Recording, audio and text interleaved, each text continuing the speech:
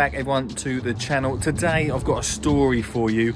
Welcome to my front garden. But it wasn't always like this. This is Lee Connolly, the skinny jean gardener. 10 years ago, someone block paved all over the front of his garden. And that person was me. So in partnership with Anglian Water, we're going to turn this driveway into a water-saving garden. Here is the plan. We need to make this driveway both functional and great for wildlife and water. Let's look at our pavement. When the rainwater hits this, it goes straight out to our sewers that could cause flooding. So we want to put some planting areas into this. So the first thing we're going to do is cut some beds into the driveway. We'll then plant these up with some drought tolerant plants and some plants that are amazing for wildlife. This will not only create some interest for the front garden, but also during that hot summer will make the home a little bit cooler. We'll add some wildlife friendly ideas and this will change the use and the look of the front of the home.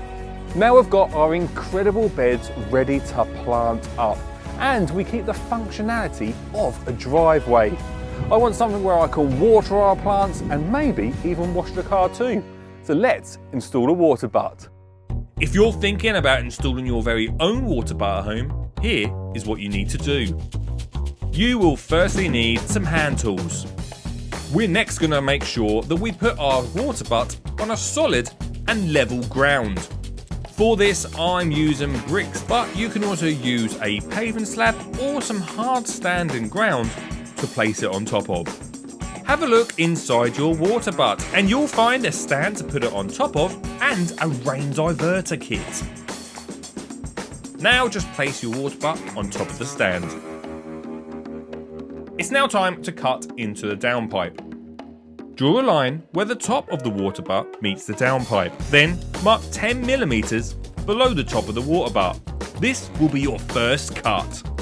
All downpipes are different, and as you can see from mine, I've not needed to do as many cuts.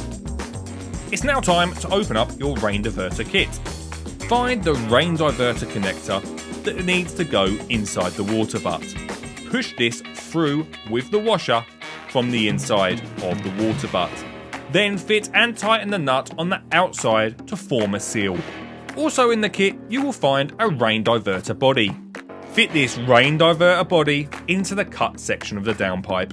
Then just measure and cut the other end of the downpipe so it goes down into the drain. You may need to get some new clips to hold this against the wall. This will fill up to 27 watering cans, which will ultimately save you time, money, and of course, water. Finally, install the tap, and if you haven't done it yet, attach the hose between the rainwater diverter body and your water butt. And that's our water butt set up and ready to go. My top 3 tips for having a water butt is firstly, make sure the lid is secure on top. That stops any debris or wildlife from getting inside. Secondly, just as we have, make sure your water butt is raised off of the ground. That means we can get a watering can underneath for easy access. And then thirdly, once we've got water inside, a little bit of olive oil will stop any mosquitoes from laying eggs inside and causing an issue. Now it's time to plant up our beds and use that saved water to good use. Let's head to the garden centre.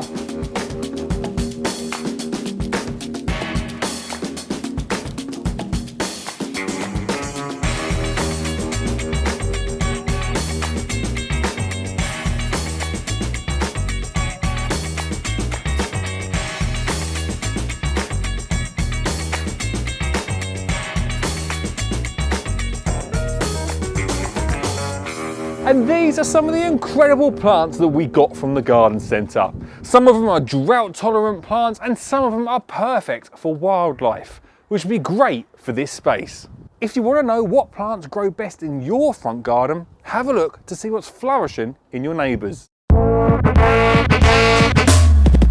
It's now time to plant up our amazing beds.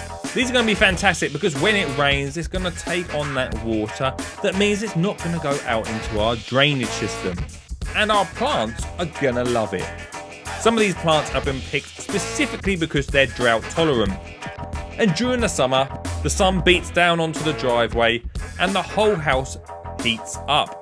By having this planting, it means it will cool the inside of the house down because the plants will absorb all of that heat.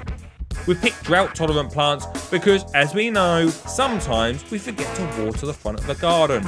To be fair, we shouldn't have an excuse now because we've got a water butt out the front. As well as that, we're installing some trees which will be great to attract bird life and some interesting spots for hedgehogs and other wildlife to get amongst down below. Now we've planted all of the plants, I'm going to use bark as a mulch. This will both stop the weeds from coming through and hold on to that moisture in the soil. I've planted these trees underground but in pots. This will help control the roots.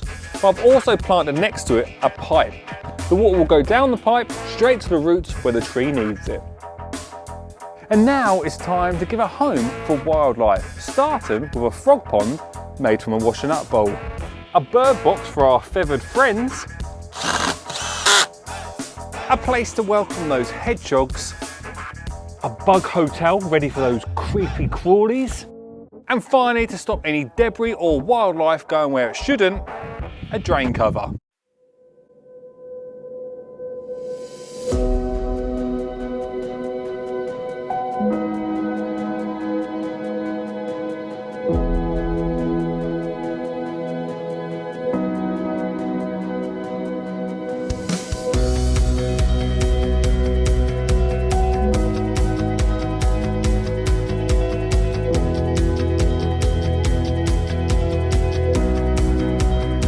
And that's how you can create your very own water-saving garden. Plenty of space for planting, plenty of space for parking, and even a water butt to collect that rainwater.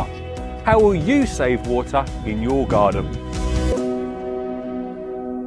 So now let me show you around what the garden looks like at the end of the year after a year of growth. So I should really start with this front bed.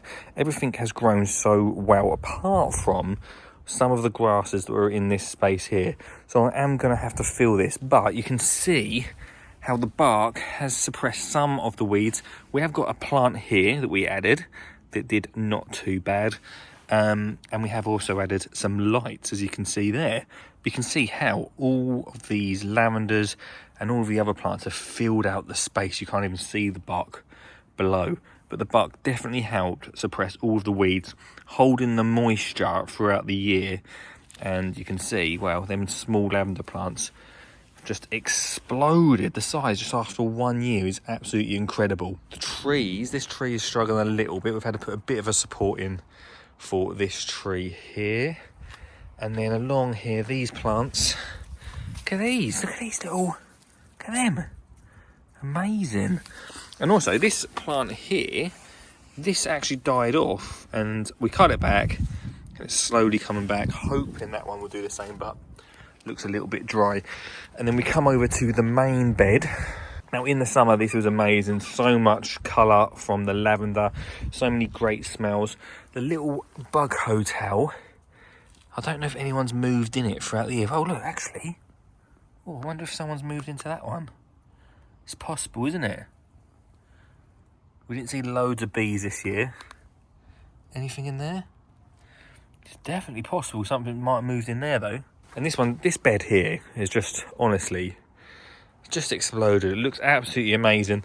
The lavenders have come on really well. Like I said, this all the lavender in the summer tumbled over the path. When we moved, we have like a car parked here, just brushing past that lavender was amazing.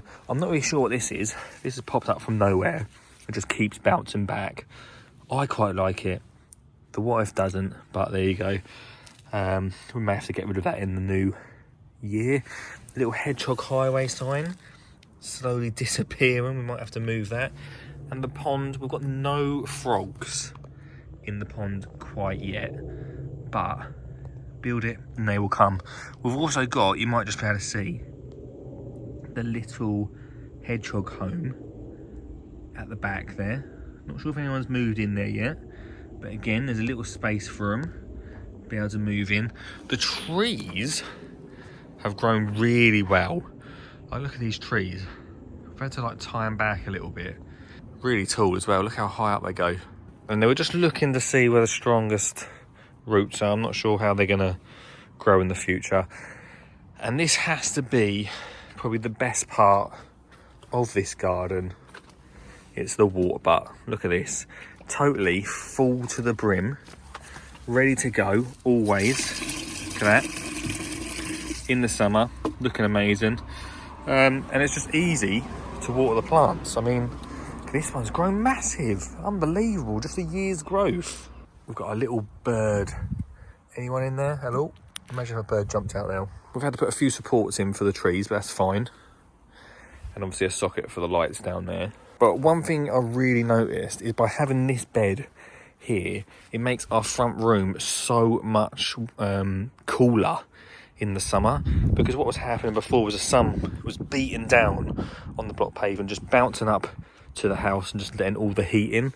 Whereas not only does this bedding and plants absorb a lot of the water, the rainwater, but also absorbs a lot of the heat throughout the year. So just an absolute another bonus from having planting at the front of the home, and I love it. It's like my favourite thing, and it's totally changed the way we use this driveway. So my biggest question to you is, would you rip up your block driveway and plant a garden like I have here? Let me know in the comments. I'll see you next Sunday.